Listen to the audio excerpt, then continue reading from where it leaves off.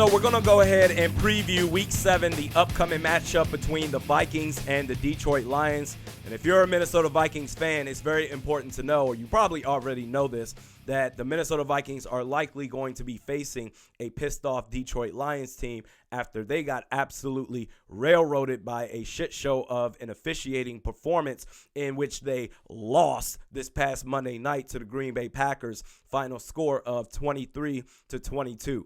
It's now to the point where any human being or any inanimate object that you see from this point moving forward, they all now qualify to be an official in the National Football League, because evidently you don't need any sort of qualifications or experience to be a referee in this sport. So it's very likely that the Vikings are going to face an extra charged up Lions team. So we're going to break down the Lions and how the Vikings match up with them. We'll go ahead and start with their offense.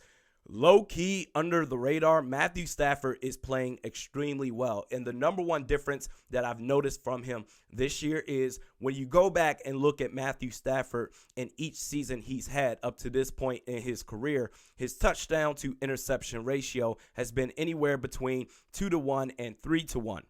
So far this year, through the first 5 games of the Lions season, Matthew Stafford is pushing close to a 5-1 ratio, basically saying Matthew Stafford is taking care of the football. He is essentially the anti-gunslinger Matthew Stafford that we've come to know and love in years past. He looks a lot more calm, and he's not forcing those errant passes that we're used to seeing. And there could be a lot of contributing factors to that. Number one, maybe Matthew Stafford has simply matured as a quarterback. Number two, first-year offensive coordinator Darrell Bevel and his new system. Number three, I would say that this is the best collection of weapons that Stafford has to work with on offense. And notice I said collection because clearly the best singular weapon that Stafford has ever had was Calvin Johnson, aka Megatron. But when you look at the group of receiving weapons that Stafford has to work with, goodness, Kenny Galladay, he's likely going to be a Pro Bowler. Kenny Galladay may be the best receiver that no one is talking about. He is going to be a star. Marvin Jones, he's very nice as well. TJ Hockenson, their rookie tight end, he's also going to be a star as well in the future.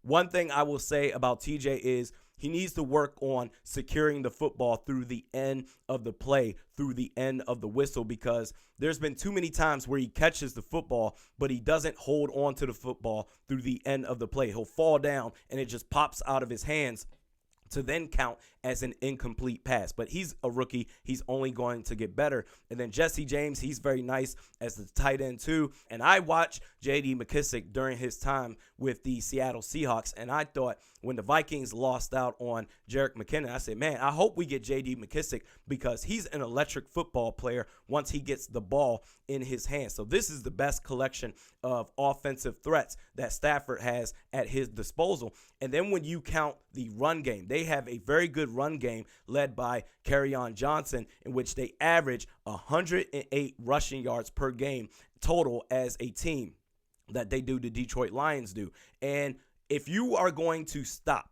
this Detroit Lions offense, because you got to remember, or at least you got to think anyway, their offensive line is pretty nice, but they do an extremely good job of opening up the run lanes in the middle. So this game is going to call for a strong performance from the two defensive tackles, Linval Joseph and Shamar Stephen, to clog up those double-A gaps.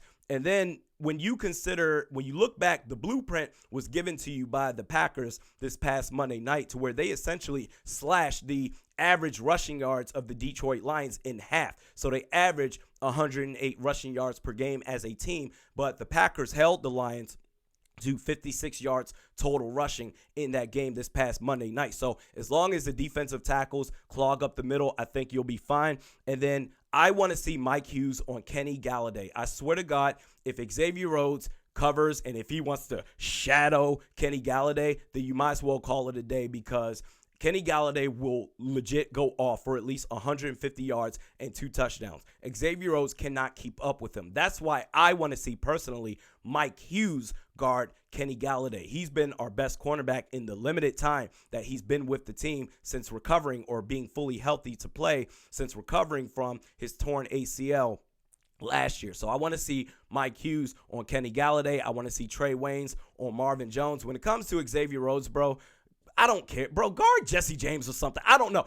Or put him on the bench. I don't care. Guard the fourth receiver or whoever the hell else. I don't care. And then I want to see Anthony Barr. He's had a great season so far, but I think this is a game where if you're Mike Zimmer, you have to put your pride to the side, because if the defensive line is going to shut down the run game, then you got to expect the Lions to go super pass happy. And if that's the case, Anthony Barr, he may not necessarily have a great game if he's out there for 100% of the defensive snaps. So me personally, I would like to see a rotation between Anthony Barr and Jaron Kearse, because that way he can at least play the middle of the field in pass coverage. Now, if Jaron Kearse has to go deep, then there's a liability. But I would like to see a rotation between Anthony Barr and Jaron Kearse, assuming that you shut the run game down, unless you're going to make Anthony Barr rush the passer 100% of the time. But I don't know if you'll necessarily be able to get away with that.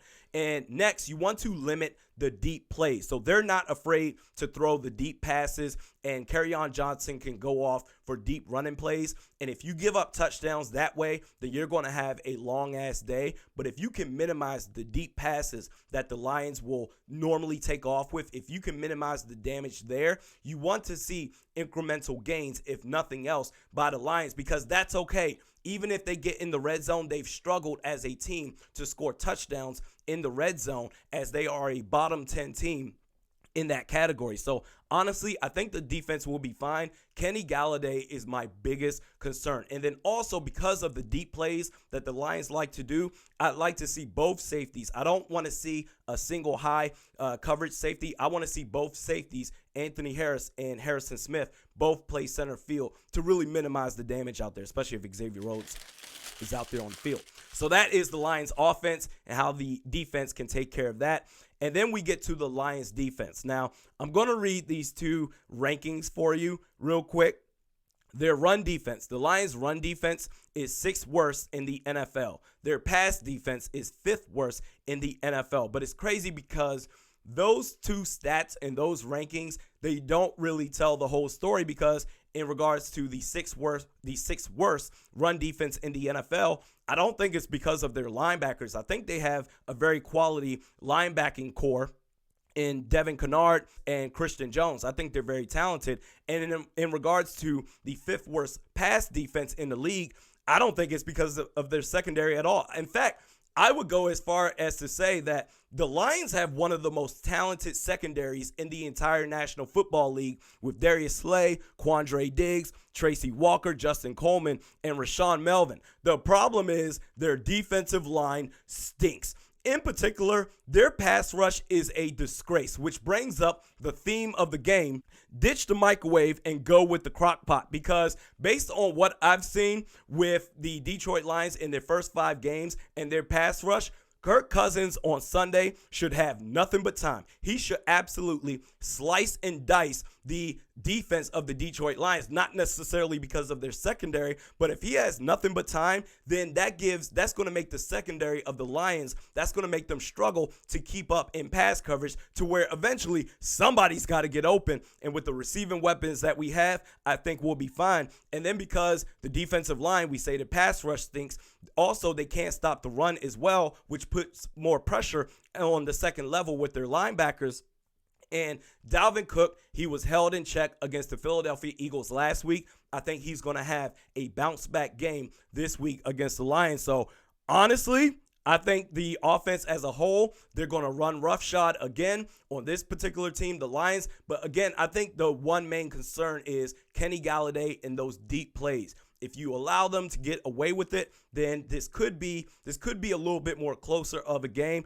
I will say this, though. I'm not trashing the Detroit Lions, because they're a lot better than what I thought that they were going to be. But, for instance, the tie that they have against the Arizona Cardinals, if not for their piss-poor pass rush, they would have beat the Cardinals. They would not have tied with the Cardinals. They would have beat them, because they were up by, I want to say, 2 or 3 scores late in the third quarter or the fourth quarter of that game. But then Kyler Murray eventually figured it out in his first game as a rookie, and he had nothing but time, and then he was slicing and dicing the secondary to where they eventually tied. And yes, they should have won that game, or at least the officiating crew in the Packers game, likely the Lions would have won that game. So their record is not, they're not indicative of what the Lions team, what they actually are. But when it comes to this game, I think the Vikings will win this game. I'm going to give a final score prediction of 27-17 Vikings. This is still going to be a pretty tough team. And also, this is a must win for the Minnesota Vikings. Not in the sense that your season is over if you lose, but you have to win this game because you cannot start the season 0-3 in the division. You just can't do that. This is a must win for that factor alone. But certainly if they lose and go 4-3, it's not the end of the world. Let me know your thoughts, any matchups that I may have missed. But I will say this, though, one more thing going to their pass rush. I bet you if anything, if their pass rush looks nice, it's because of Pat Elflein. And now, I'm sorry, Pat Elflein is a bum. He's a bum-ass player at this point. I can't defend him anymore. So I wouldn't even be surprised if all of a sudden they get like 3 or 4 sacks just because of Pat Elflein's man alone. But either way, I think Vikings will win this game. Final score 27-17. Let me know the matchups you think I missed out on, or let me know your thoughts if you think it's a different score. We do this 3 times a week. Mediocre Best Sports Podcast with Realistic Randy. Check me out on Twitter at realistic_Randy, Facebook at Realistic Randy. We will go ahead and react to the game and how that goes. That podcast will be on Monday, in which I react to the game on Sunday. So let me know your thoughts. We'll see you then. Enjoy the weekend and enjoy the game.